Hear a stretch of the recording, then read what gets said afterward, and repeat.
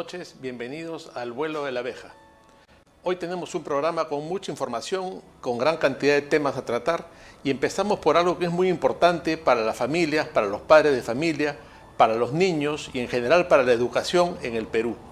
Ha habido una denuncia muy grave que ha surgido en las redes sociales y que de pronto ha tomado parte del debate nacional y vemos una serie de publicaciones muy preocupantes sobre el tema de la educación sexual integral, como se ha dado en llamar a este curso, a esta especialidad que se está introduciendo en la educación peruana. Durante tiempo hemos tenido el problema de la ideología de género.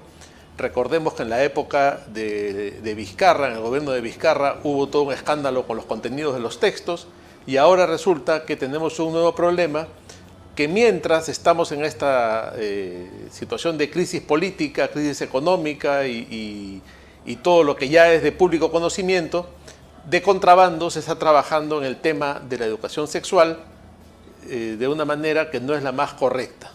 Para tratar este tema tenemos un invitado que tiene una gran experiencia en el tema, que ha hecho varias demandas en defensa de los padres de familia, en defensa de los niños y en defensa de la educación, que es el doctor Alberto González, abogado de la Asociación Padres en Acción. Alberto, buenas noches. Hola Luciano, ¿cómo estás? Un saludo especial para ti y para toda tu audiencia. En primer lugar, tengo que agradecerte por haberte tomado este tiempo para estar con nosotros hoy en el día de tu cumpleaños, además de darte un saludo muy especial.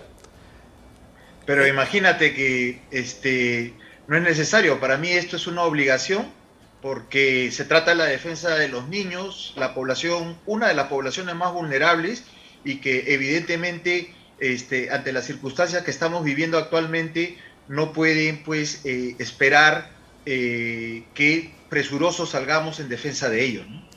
Alberto, para ir entrando en materia, concretamente, ¿qué es lo que ha pasado? Se ha publicado un manual de cómo debe ser la educación sexual integral de los niños. Y este manual ha sido publicado, entiendo yo, por el Ministerio de Educación. ¿Qué es lo condenable o en qué aspecto esto no es correcto? Mira, Luciano, primero que es una prerrogativa que tiene el Estado, en este caso el Poder Ejecutivo, en llevar lineamientos educativos conforme se establece en nuestra Constitución Política del Estado. Sin embargo, lo que no es correcto y de acuerdo a la lógica de todo el ordenamiento jurídico nacional es que se vulnere de manera manifiesta lo que establece la Constitución Política del Estado respecto a la prerrogativa, privilegio que tienen y que tenemos los padres en educar a nuestros hijos de acuerdo a nuestras creencias, de acuerdo a nuestras costumbres.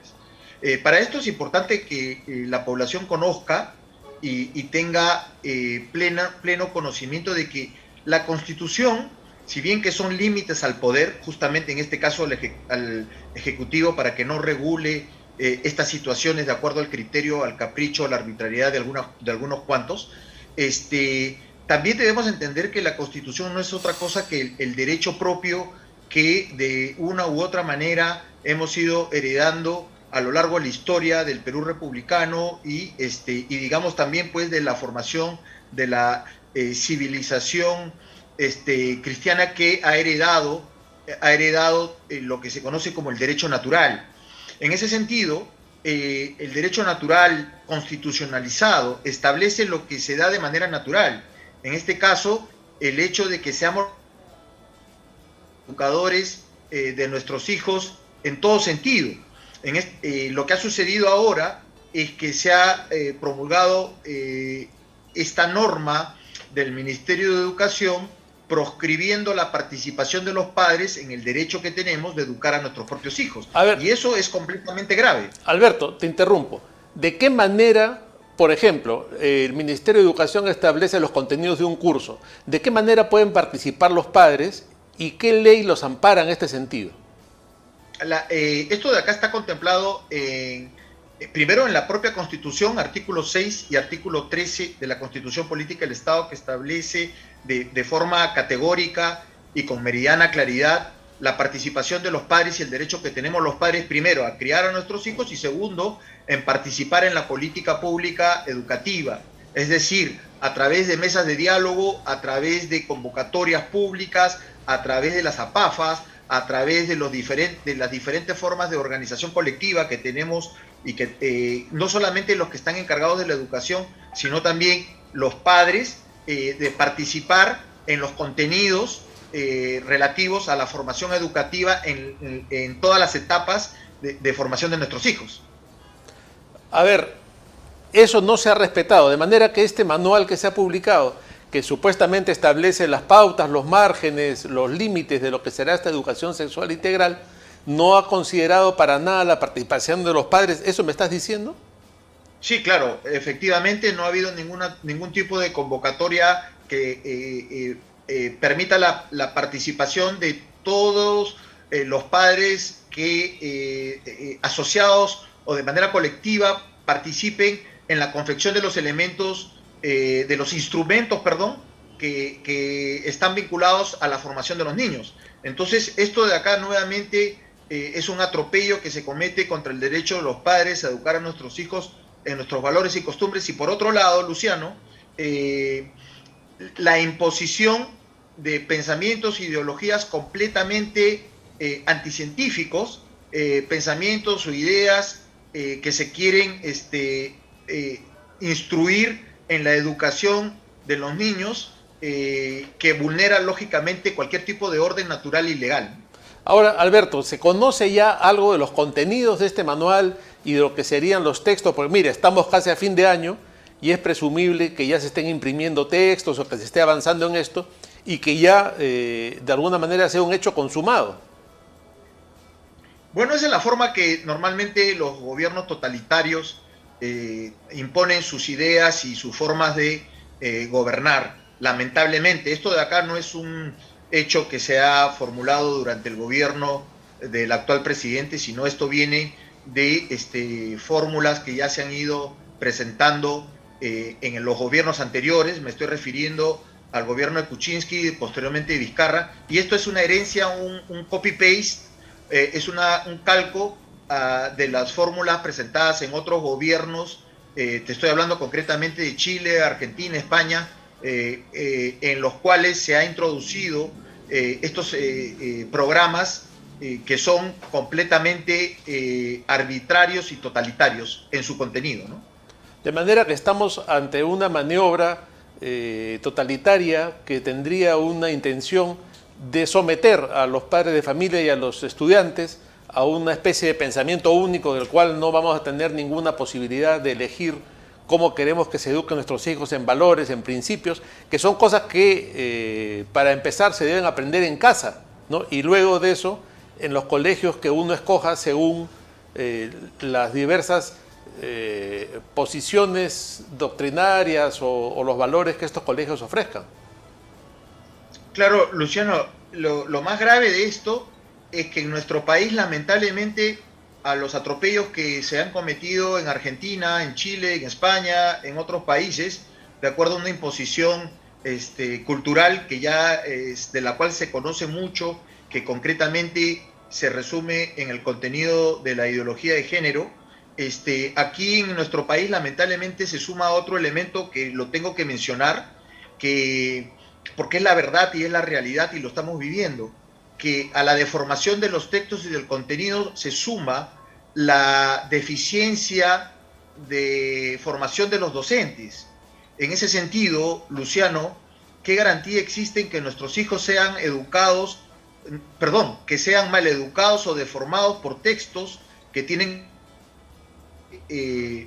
reprobables, sino también por personas que lamentablemente no han sido debidamente capacitados como docentes? Sabemos el grave problema que está atravesando la educación nacional respecto a lo que ha sucedido últimamente con el conflicto de la calificación de los maestros, que se ha filtrado toda una serie de exámenes para calificar debidamente a los maestros, y esto de acá lo que está haciendo es abrir las puertas a personas que van a tratar temas tan álgidos como es el tema de la sexualidad, y no sabemos y no tenemos ningún tipo de garantía de qué personas van a ser las que van a enseñar estos temas tan delicados a nuestros hijos. Muchas veces, por supuesto, muchas veces sin ninguna preparación doctrinaria, ética y moral sobre el tema.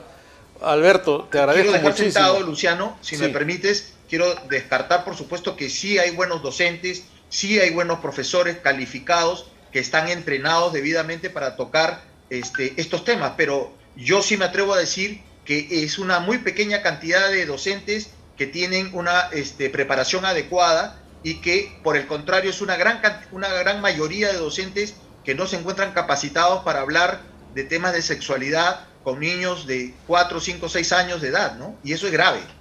Y debe quedar claro, además, Alberto, que no es que se esté en contra de que haya una adecuada educación sexual y una formación para que los niños luego formen familias y tengan hijos y tengan una vida sexual sana, sino todo lo contrario, que esté en manos inadecuadas y con doctrinas anticientíficas y con ideas e ideologías extrañas. Alberto, vamos a seguir tocando este tema en las próximas semanas. Desde ya te comprometo a que sigamos conversando y te agradezco mucho por tu participación en el vuelo de la abeja. Muchas gracias, Luciano, y aprovecho de saludar a todos este 1 de diciembre, que es la fecha de el inicio de un mes tan bello como es el mes de la Navidad. Muchas gracias. Alberto, gracias. Amigos, nos vamos a una pausa y seguimos en el programa.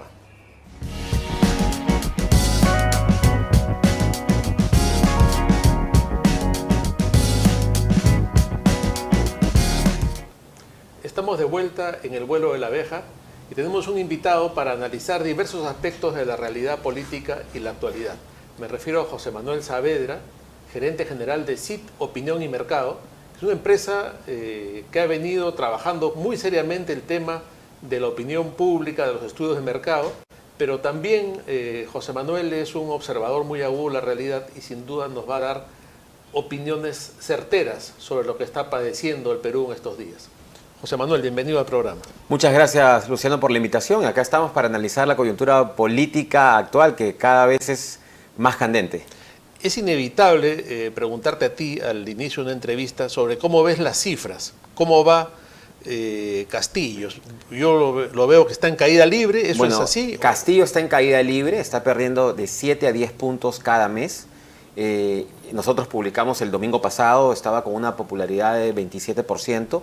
El domingo en la noche ha salido pues la revelación de las visitas del presidente a este búnker que tienen en Breña, donde se reúne con proveedores del Estado, que creo que eso va a significar una caída mucho más acelerada de lo que ya él venía registrando por la pésima gestión que está haciendo en este momento en los casi ya 130, 140 días de gobierno.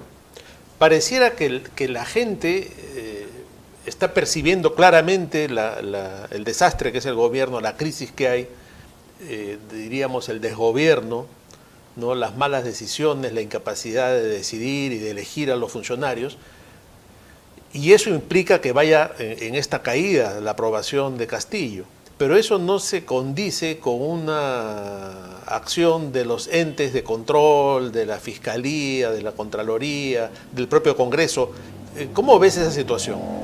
Bueno, lamentable, porque hoy estamos viendo de que acciones, hechos reales, comprobados, que deberían ser investigados inmediatamente por la Fiscalía, que deberían ser también investigados por el Congreso de la República y sobre todo, yo creo que abiertamente el Congreso debería hacer un pronunciamiento en contra de cualquier tipo de acto de corrupción.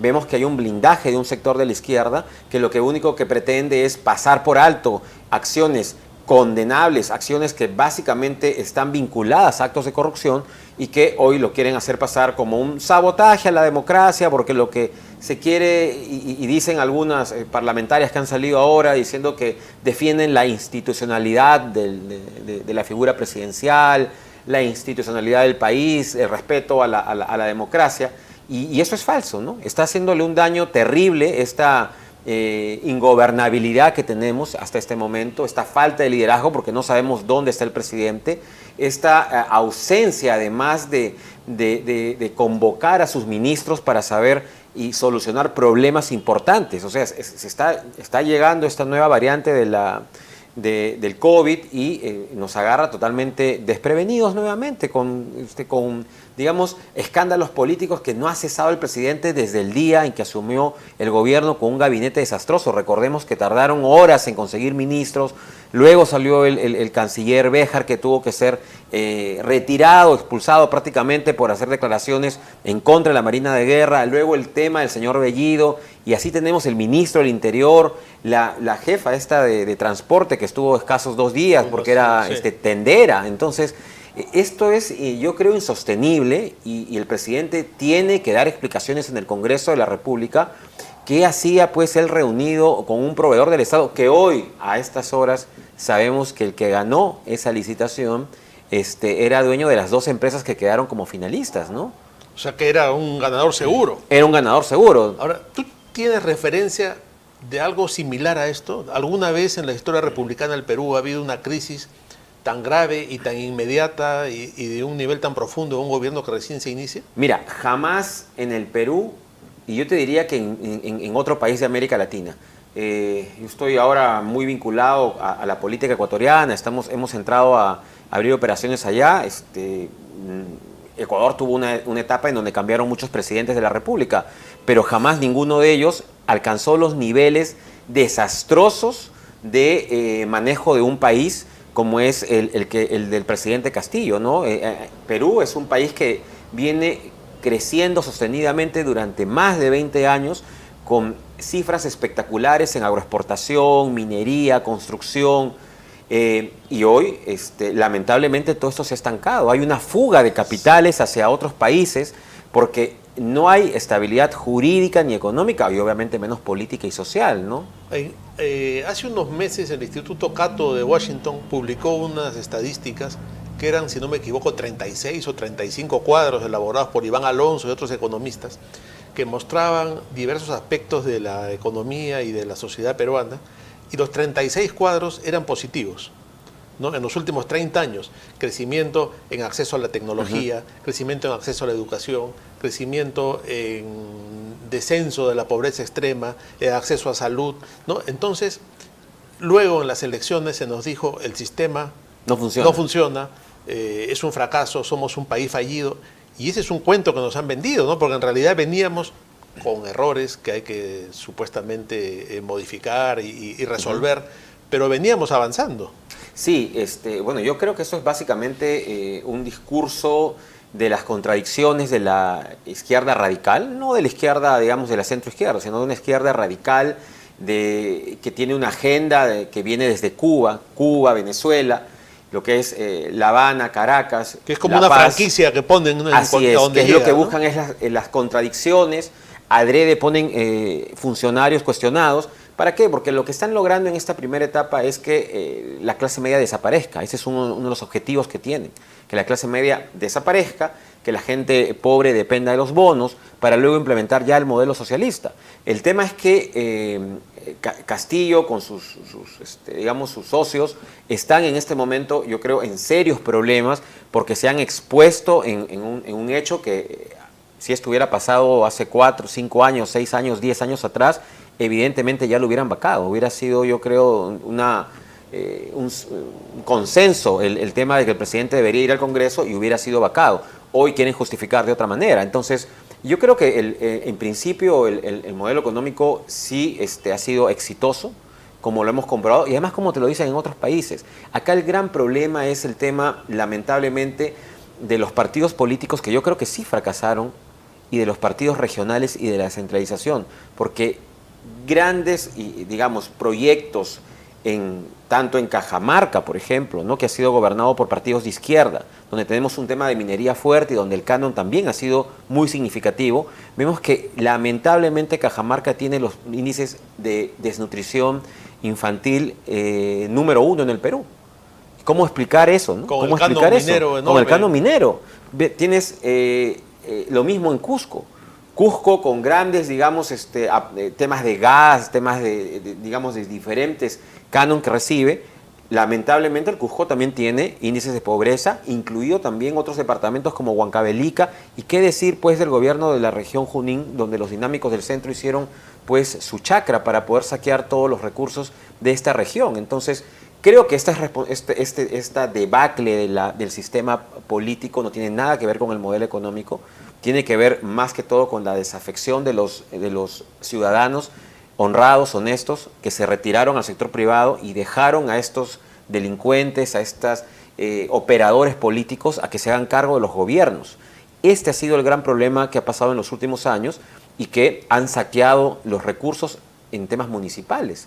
Vemos cómo hoy día Chiclayo se ha convertido en una tierra terrible de nadie, los desagües estuvieron expuestos por este señor Beto Torres y así han destrozado desde todo el norte, prácticamente completamente destrozado por haber elegido autoridades sin preparación, sin trayectoria política, corruptas. Entonces, echarle la culpa al sistema económico yo creo que es parte de este cuento que nos quieren hacer creer una izquierda radical en la que el modelo ha fallado y con una asamblea constituyente arreglaríamos todos los males, lo cual es completamente falso. Es una falacia, bueno. Es una falacia completa, tanto así que ellos ya se dieron cuenta que no funciona y lo han retirado de la agenda y ahora hablan del pacto social.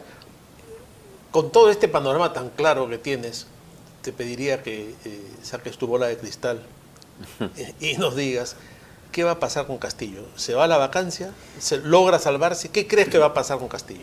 Yo lo que creo, y en base a lo que veo en experiencias ya, y no hay que ser tan mago ni adivino, porque acabamos de vivir una renuncia de PPK y una vacancia de Vizcarra, con la cual yo te diría que para esta semana no va a pasar la vacancia, no va a prosperar, o sea, seguro que entrarán a la moción, van a discutir. Hoy día el ministro de Defensa ha presentado un recurso para que el presidente no vaya al Congreso. Increíble, ¿no? Insólito, ¿no? Increíble, Nunca sí. se ha visto eso. O sea, que un presidente no vaya a exponer, ese es un escándalo, ¿no? Eso nos convierte peor que un país, no sé si en Haití ocurren estas cosas, porque tampoco las he escuchado, ¿no? Eso es terrible lo que está Estamos pasando en este tocando fondo, momento. ¿no? Estamos tocando O fondo, sea, somos una vergüenza. Somos un país que hoy lamentablemente da vergüenza y que si seguimos manteniendo el ritmo, digamos, más o menos de inversión es porque el sistema funciona y sigue caminando. Pero es una inercia, ¿no? De lo que viene. No, claro, es una inercia porque la gente dejó de invertir. Claro, sí. Ya comenzaron a irse a Ecuador. El presidente Lasso acaba de sacar un paquete de desregulación tributaria en el cual incentiva a que los empresarios peruanos vayan para el Ecuador y que inviertan. Entonces, eso es lo que estamos perdiendo hoy, ventaja competitiva respecto a países como Colombia, como Ecuador o como Uruguay, que hoy día se ha convertido también en un centro de atracción de Muy inversiones. atractivo, sí, Así claro. es, así que esos son los problemas que tenemos que solucionar ahora. ¿Qué va a pasar en marzo? Yo creo que en marzo sí se podría dar un proceso de vacancia. ¿Esto por qué? Porque él sigue en caída libre. Hoy está en 27, 25, digamos, por ahí, ¿no es cierto? Imagínate, con este bajón, la próxima podría llegar a 15 puntos.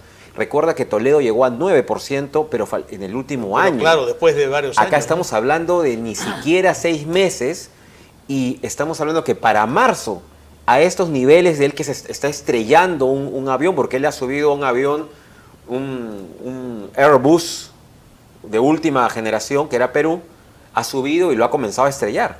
Él está sin altímetro, está sin controlador de velocidad ni nada, sin ningún instrumento de vuelo y está en caída libre.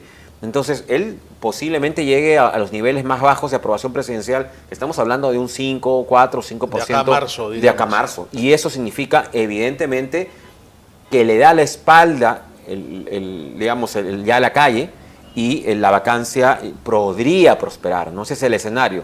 El escenario que podríamos manejar es que más o menos en marzo se podría hablar ya de una vacancia. Sería más o menos como el caso de Vizcarra, ¿no? Que hubo un primer intento de vacancia. Así es. Que no prosperó y en el segundo ya era insalvable, ¿no? Porque Así incluso es. sus defensores del primer intento cambiaron de opinión. Así es, porque a la luz de lo que ha pasado en estos días en la intervención, tanto en Palacio de Gobierno, con esos $20.000 que han encontrado, y digamos esa imagen yo creo que denigra la figura presidencial de un presidente que sale con gorra, escondido, saliendo de un auto, metiéndose a una casa como si fuera pues un delincuente a la medianoche, con una proveedora que hoy sabemos que las dos empresas que se habían presentado eran del mismo dueño. Pero ha salido Mirta Vázquez hoy a decir que no va a volver a suceder. Sí, pero es que tiene que haber sanción, no es como que Es mañana increíble, nos vamos ¿no? a asaltar un banco y después decimos, ¿sabes qué? Ya no voy a volver a robar. Pero hay una Eso mecánica no en se este puede. gobierno que va orientada a eso, ¿no? Un ministro, por ejemplo, Béjar nos saca el Pacto de Lima, restablece relaciones con Venezuela, dice las barbaridades que dice, sale, pero eso sigue, ¿no? Y luego así, cada uno que va haciendo alguna barbaridad, lo sacan, viene el nuevo ministro, pero el hecho consumado se mantiene. Por eso, Luciano, te digo, ¿no? que están Es estrellando. un carrusel, así ¿no? es, de están ministros. estrellando esta nave que se llama Perú. Nos están, lamentablemente, vamos a ver que el próximo año la cantidad de jóvenes que se van del país porque ya no hay oportunidades en este país laborales, se va a incrementar. O sea, vamos a llegar a niveles, yo creo que hoy, hasta el año pasado, poco pensados de cuánta gente se podría ir del país para buscar oportunidades en otros lugares. El tema de la inversión. En Perú han salido hasta el momento 23 mil millones de dólares en 130 días de Castillo. El presidente Lasso de Ecuador, el día de su gobierno y la semana pasada en el Open Business, que era el foro de inversiones más grande que ha tenido el Ecuador, donde ha conseguido en firmar 2 contratos de inversión de 1.000 millones de dólares. Él tiene como meta en los 5 años tener 30 mil millones de dólares de inversión privada para que el Ecuador se reactive y la economía siga fluyendo. Acá en Perú en 130 días hemos sacado 23 mil millones de dólares capital y dinero que no va a volver al Perú. Dinero que sale en efectivo, dinero que no vuelve. No vuelve, claro. O sea que claro. Preparémonos para la recesión económica del próximo año. Ya el balón de gas ha subido a 62 soles. Precio completamente pues inalcanzable para la economía de las familias más necesitadas de este país y que lamentablemente no vemos que están volviendo a la leña, ¿no? Están volviendo a la leña. Yo estuve hace 3 semanas en Ticlio Chico, en un asentamiento humano, invitado por unos pobladores, en las cuales hemos visto lamentablemente personas que hace 2 años usaban gas, hoy día están con leña, o sea, no con leña, sino las puertas viejas, las maderas, los desmontes, lo cargan y lo llevan y además esto produce una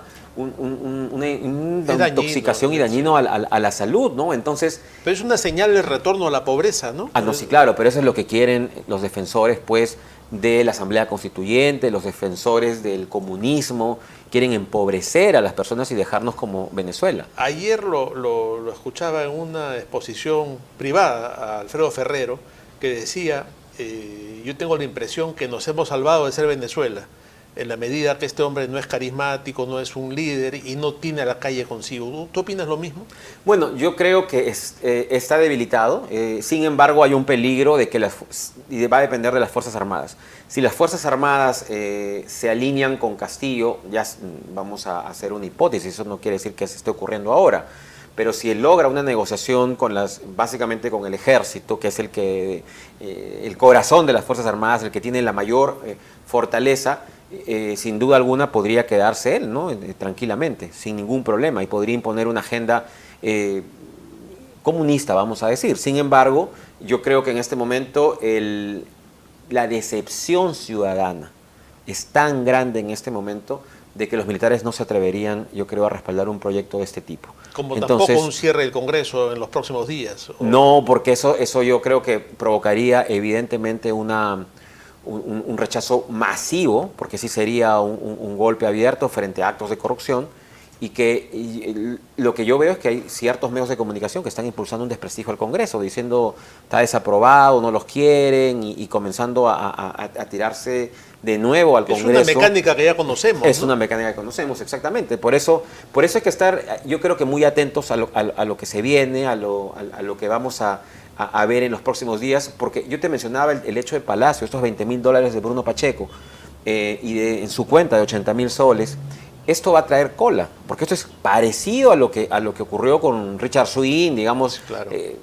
Con las diferencias del caso, ¿no? Que son casos diferentes, pero más o menos era un personaje vinculado al presidente que visitaba Palacio. Esto es más grave. Esto es muchísimo más grave, porque el otro era una contratación, digamos, claro. Tráfico de influencias por ahí, pero esto es mucho más grave. Estás hablando de dinero en efectivo. Un dinero que nadie sabe de dónde dolarizado, sale, porque ni siquiera... y ¿no? aparece en Palacio. Así es, aparece en Palacio, y esto obviamente a todas luces es un acto de corrupción, porque no hay cómo justificar cómo entra 20 mil dólares a Palacio de Gobierno. O sea, nadie va a Palacio de Gobierno y deja en un baño guardado pues 20 mil dólares. Entonces, esto va a traer cola. ¿Y qué significa que va a traer cola? Significa que seguro se van a acoger a la colaboración eficaz y va a caer los responsables o los verdaderos dueños de ese dinero. Porque ese dinero tiene dueño. Bueno, esperemos que eso sea así y que también de una buena vez entre la Fiscalía a la casa de Breña a ver cuánto dinero hay más guardado por ahí. Si es que ya no lo han sacado. Si es que ya no lo sacaron, ¿no? Si es que ya no lo sacaron, porque esto ocurre, han sido descubiertos, pero evidentemente van a tomar sus precauciones. Ya la Premier dijo, bueno, ya no vamos a ir ahí, ¿no? O sea, claro, tendrán otro búnker, tendrán otro lugar. Entonces, yo creo que la Fiscalía debe tomar acciones inmediatas para poder prevenir que se siga consumando delitos. Son mafiosos de tragicomedia, ¿no? De una cosa lamentable. Ni siquiera tienen nivel para sí, claro, para porque delincuentes. Desastroso como gobierno y obviamente como organización criminal también son totalmente desastrosos. Sí. Bueno, te agradezco muchísimo por esta muchas gracias, Luciano. Entrevista. Y encantado de estar en tu programa. Creo que hemos analizado muy rápido una gran cantidad de temas que nuestra audiencia debe agradecer. Ha sido José Manuel Saavedra de CID, que nos ha permitido aclarar una serie de temas sobre la actual situación política. Nos vamos a una pausa y continuamos con el programa.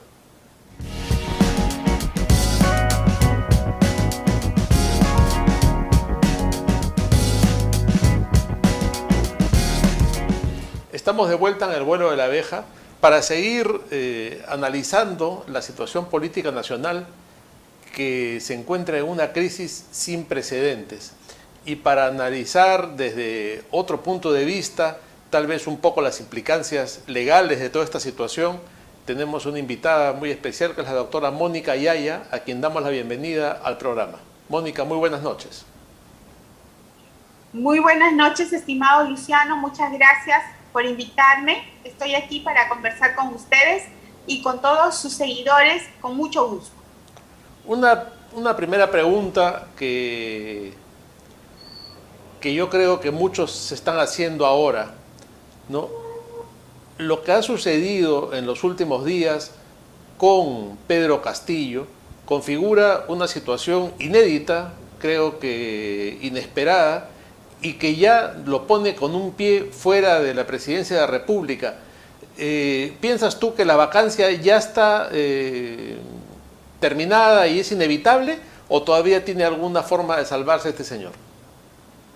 Yo creo que está comprobada su incapacidad moral porque él ha despachado, contrariamente a lo que establece la ley fuera del Palacio de Gobierno, lo ha hecho de manera secreta, oscura, disfrazado, para que nadie lo reconozca, lo cual advierte que efectivamente sus reuniones con proveedores del Estado han tenido un fin ilícito, ¿no? Creo que la incapacidad moral está demostrada, pero a mí me preocupa muchísimo cierta campaña desinformativa que estoy advirtiendo en algunos medios de comunicación, en los cuales, desde mi punto de vista, se está, digamos, girando los reflectores hacia solamente una de las partes responsables, ¿no? Que son los proveedores del Estado. Y, se está analizando que quiénes son sus accionistas, que si son los mismos accionistas de otra empresa, cuando aquí lo más importante es la acción del más alto funcionario público de la nación, que es el señor Pedro Castillo. Entonces, los reflectores deben continuar en él y seguir analizando y ocultando la función o la forma en que él ha actuado con estos proveedores del Estado. Ya el OCE, el Tribunal de Contrataciones del Estado, se encargarán del proveedor, lo sancionarán, lo inhabilitarán, quizás se inicie un proceso penal, pero eso, de todos modos, tiene que llevarse a cabo. Lo de hacerse es ocultar al presidente de la República, pero consultarle, llevarlo al Congreso, que explique por qué se reúne con proveedores del Estado a la medianoche. Es él el objetivo de la investigación política y no por alguna animadversión que se pueda tener sobre él, sino por lo que él representa, por lo que él es, por los recursos que maneja, por los recursos que están a su disposición, por la información privilegiada, incluso de seguridad nacional que él maneja, que hace reuniéndose a medianoche y de manera secreta, disfrazado, con no solamente proveedores del Estado, sino con personas de las cuales no se sabe su finalidad, su objetivo, su procedencia, ¿no? Pero pareciera que tiene anestesiada parte de la sociedad y a los organismos de control, a la Contraloría, a la Fiscalía de la Nación, y como que la cosa va un poco a paso demasiado lento para lo que debiera ser por la gravedad que reviste. Y por otro lado, vemos aparecer en escena personajes como el señor Almagro. ¿Qué reflexión te merece la presencia de Almagro en el Perú en este momento? Estamos ante una organización criminal de orden internacional en el cual el Club de la Construcción sigue reinando, sigue dirigiendo los procesos supuestamente democráticos de nuestros países. El Club de la Construcción sigue sacando y poniendo presidentes y ministros. En consecuencia, estamos simplemente ante una organización criminal en la cual la vergüenza no existe, porque no es uno quien comete los actos de corrupción, son varios y con altísimo grado de decisión, con altísimos cargos de poder, ¿no? Son presidentes de la República, ministros de Estado, representantes de organizaciones internacionales. Entonces, como no es uno, sino son varios, la vergüenza se ha perdido. Y claro, por otro lado sale la primer ministra hoy día a decir que ya está muy bien, que ya no va a volver a ir a Breña, no se va a volver a suceder, y todos nos quedamos muy tranquilos, ¿no? Como sucede también con los parientes de los ministros que están metidos en negociados o en negocios turbios. Bueno, ya está, devuelven el dinero y ahí quedó, ¿no? Nos están trabajando un poco al hecho consumado. ¿Qué es esto? En gobiernos autoritarios, el conformismo es uno de los objetivos del gobernante, el conformismo del pueblo, la incapacidad que tiene el pueblo para protestar y para exigir una mejor conducta en sus gobernantes. En consecuencia, lo que están haciendo, y a través todavía de algunos medios de comunicación, es hacernos conformistas, ¿no? Pensar que quizás hasta tenemos la culpa de tener estos gobernantes, cuando lo que nosotros tenemos en estos momentos es el derecho de sacarlos si es que no han satisfecho las expectativas de quienes votaron por ellos, y también si es que no satisfacen las expectativas incluso de quienes no votaron por ellos, ¿no? Porque quien no votó por Perú Libre no necesariamente es porque se les tenga algún tipo de antipatía, sino porque en gran parte porque se pensó que iban a gobernar contra los intereses peruanos.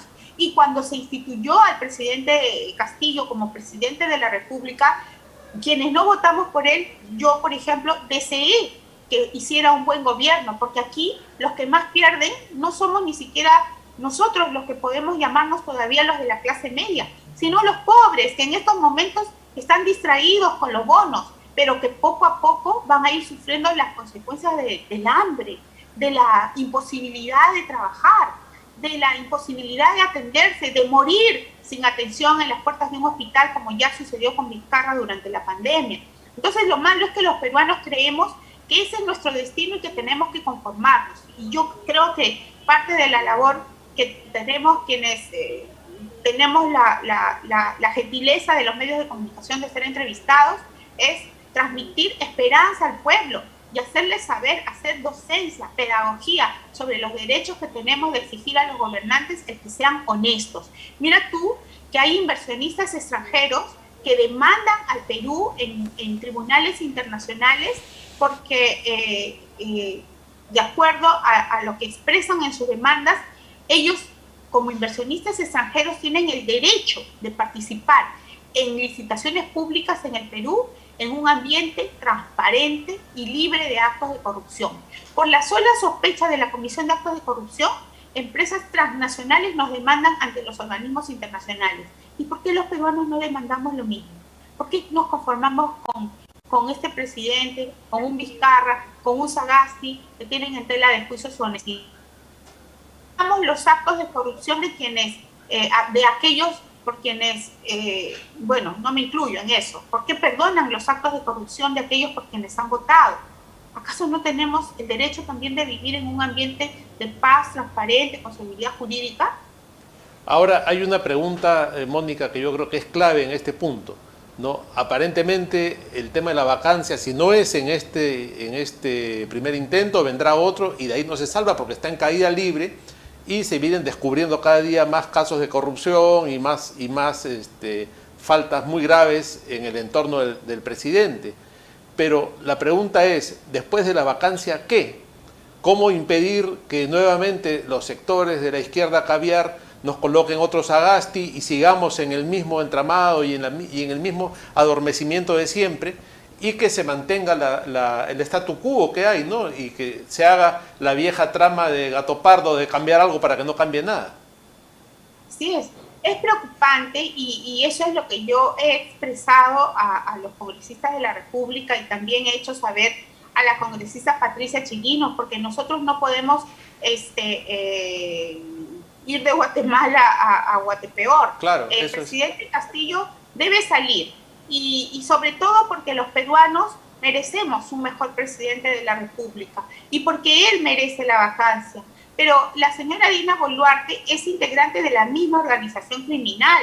No es gratuito, no es casualidad, no es una cosa del destino que la señora Dina Boluarte haya sido quien inició la colecta de dinero para entregárselo a Vladimir Cerrón cuando Vladimir Cerrón fue sentenciado y encarcelado por actos de corrupción. ¿Quién fue la tesorera, la cajera, la que hizo la junta para eso? La señora Dina Boluarte, ¿no? Para favorecer a un sentenciado por corrupción, que es quien aparentemente la puso en el cargo de vicepresidenta de la República. En consecuencia, la señora Dina Boluarte tampoco tiene la autoridad moral. La única diferencia entre Dina Boluarte y Pedro Castillo es que Dina Boluarte habla un poco, ¿no? El señor Castillo habla lo que le dicen, lo que le hacen leer. La señora Dina Boluarte habla un poquito mejor, pero son integrantes de la misma organización criminal. Por eso ella también mintió que no había recibido la remuneración de RENIEC cuando había pedido la licencia sin goce, que debía pedir la licencia sin goce de haber, cosa que no hizo mientras fue candidata a la vicepresidencia. Entonces la señora Dina Boluarte tiene también una hoja de vida llena de mentiras, de actos que lindan con la corrupción, de protección a sentenciados por corrupción, y yo creo que ha caído en la misma incapacidad moral del señor Pedro Castillo, y por lo tanto lo que debemos solicitar al Congreso es correcto bajar a Pedro Castillo, pero también deben inhabilitar a la señora Dina Boluarte cuanto antes. ¿Y cuál es el procedimiento legal, parlamentario para llegar a ese punto? Porque no va a ser muy fácil. No va a ser muy fácil, pero deben iniciarlo con las investigaciones, por ejemplo, de cómo se están distribuyendo los bonos Yanapay, porque he recibido información de fuente confidencial que en las reuniones en las que se planifica cómo va a ser la distribución de los bonos Yanapay, participa la señora Verónica Mendoza. Y si la señora Verónica Mendoza no es funcionaria del MIDIS, no es funcionaria de ninguna institución estatal, ¿qué hace en estas reuniones de coordinación de la utilización de recursos públicos? Obviamente tiene que ver con intereses electorales de la señora Verónica Mendoza utilizando recursos del Estado. En consecuencia, tiene que ser investigada la responsable del uso de estos recursos de los bonos Yanapay, que es la señora Dina Boluarte. Claro, bueno, ese sería un camino a seguir, ¿no? Y luego de eso, la presidenta del Congreso asumiría la presidencia de la República y convoca elecciones. Yo creo que sería lo que dejaría más tranquilos a los peruanos y al mismo tiempo se requiere que el Congreso efectúe también la investigación sobre las infracciones constitucionales que puedan estar cometiendo la señora Zoraida Ábalos, quien con un representante integra el Jurado Nacional de Elecciones que permite o no permite la participación de algunos partidos y candidatos a las elecciones generales y congresales, ¿no? Como fue el caso del partido aprista en las últimas elecciones.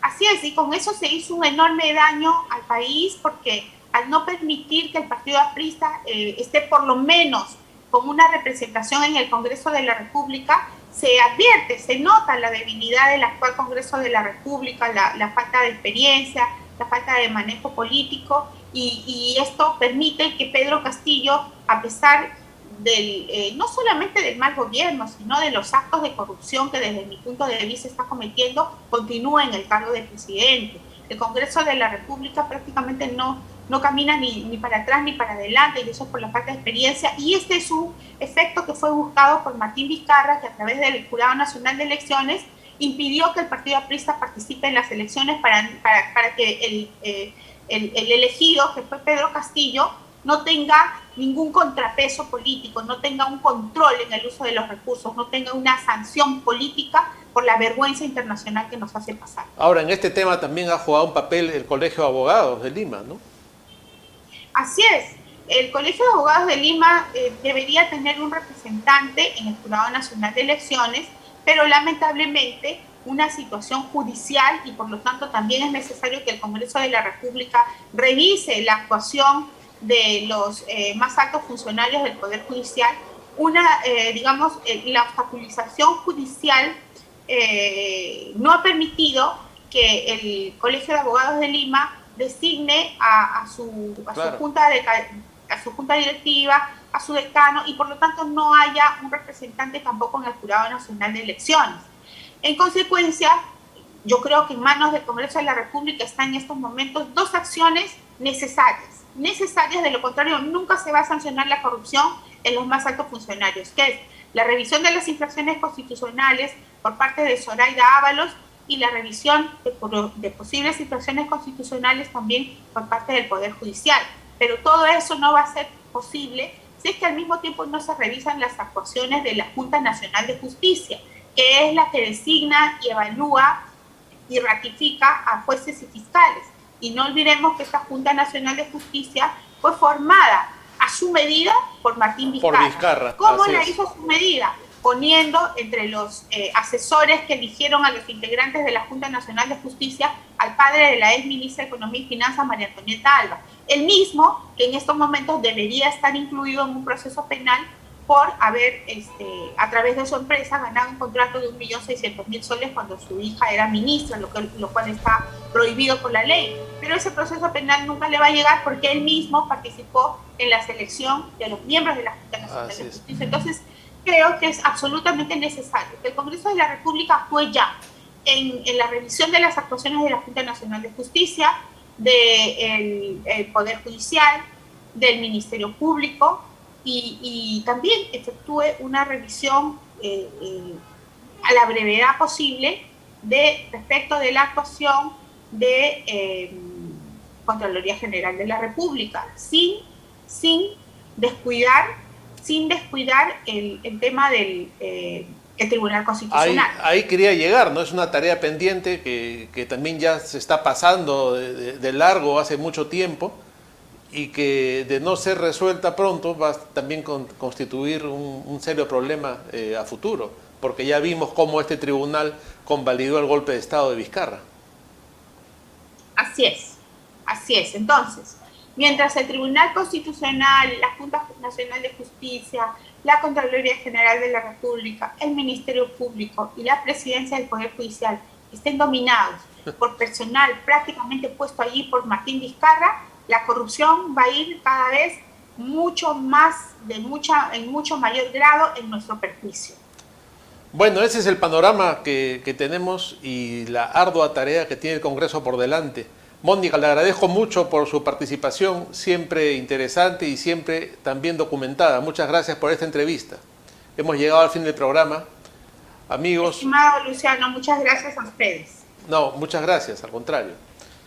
De esta manera, amigos, llegamos al fin del vuelo de la abeja, como siempre por BHTV, todos los miércoles a las 8 de la noche y también a través de la Abeja TV y nuestras redes sociales. Con ustedes será hasta la próxima semana.